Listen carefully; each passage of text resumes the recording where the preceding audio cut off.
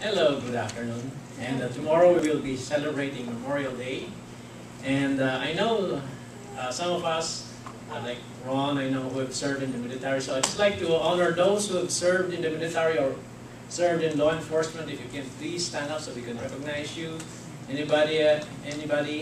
I know Ron has. Who else? Tom has. Mr. Lalas, and let's give it a round of applause. Thank you, sir. Thank you for your service. We appreciate you. Thank you very much. Yes, as we celebrate Memorial Day, is a time for heroes. Heroes who sacrificed their lives for our freedom. But sometimes when it comes to everyday struggle of a Christian, everyday problems we encounter, real drudgery, everyday common problems, there seems to be a lack of, in my life, when I was young, heroes. I was talking about spiritual heroes. Of course I have, we all know Jesus is our hero. But sometimes, when you think about Jesus, I can't be him because he's perfect and I'm not. I'm trying to find someone who is vulnerable to me, who makes mistakes like me. Somebody is real. And I often go to Hebrews 11, verse 8, which is by Abraham. In my life, because by faith Abraham, when called to go to a place he would later receive as his inheritance, obeyed and went, even though he did not know where he was going. You all know that I came from the Philippines before, and my transition here was scary. To be an immigrant, is scary. And back there, I had a good job, I had a safe job in government. I was in private sector. Many of you know my status was high, and I earned 6 figures a year there. But moving, here was scary. But I felt God was bringing me here, and of course, God blessed me and was faithful. And by faith, verse 9, he made his home in the promised land like a stranger in a foreign country. He lived in tents, as did Isaac and Jacob.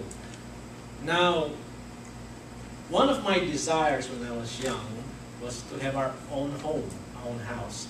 My parents had one in their late 50s. My in-laws had one. But right now, I don't have one. I still live in an apartment. I don't complain. But sometimes, when I look at Abraham, he lived in tents. He is my hero because he's satisfied. What he has. He has what he has, and he doesn't complain. And verse 10, I like that because for me, he was looking forward to the city with foundations, whose architect and builder is God. Hey, I may not own a house in my lifetime. I may live in an apartment for the rest of my life or in a tent, but that's fine. Then I look at marriage. Marriages. I do not want to talk about my vulnerabilities because, our vulnerabilities, our problems, because of our pride, because of my pride.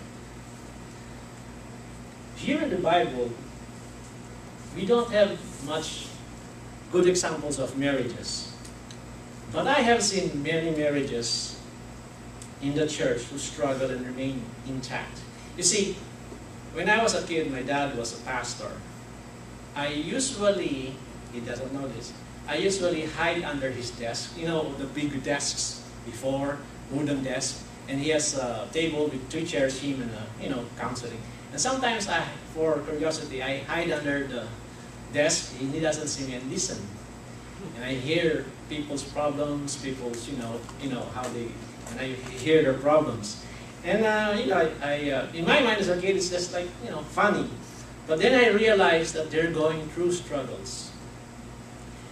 There's a couple, I know very well who are going through drinking problems, vices, betting, debt problems.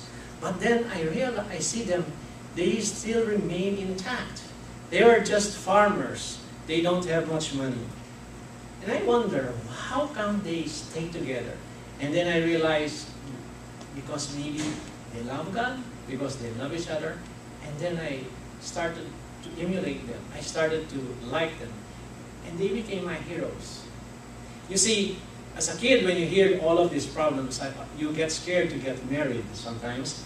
And you have all of these ideas. But then when I see names, here, anniversaries, like the Deyes, the Dobbs, the Morrisons, the Crows, they give me inspiration because out of everyday struggles, out of everyday problems, they are an inspiration to me. They are testimony that with God and with ordinary, valuable Christians, not perfect, they can make it.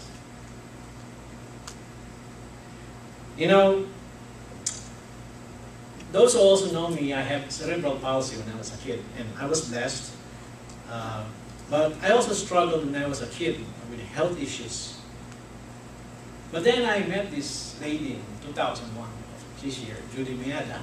She has multiple sclerosis, and every time I see her in service for the last 16 years, she is my inspiration because even though she's silent, she doesn't say anything, her presence gives me strength to continue on my life, even I had health problems. I'm sure most of you have health problems too, and she's my hero.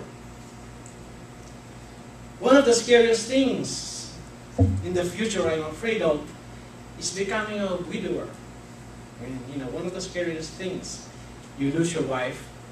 But then I look at Tom Adams and see him almost religiously here in church. Not vocal, not doing anything, but serving faithfully. And those are my heroes. What I am saying is, you, all of you, are my heroes. You don't need to say it. You don't need to show your struggles. But when I see your struggles, when I see how you go through life faithfully, that gives me inspiration and strength to follow Jesus and to see you as great brothers and sisters to me. You, all of you, are my heroes.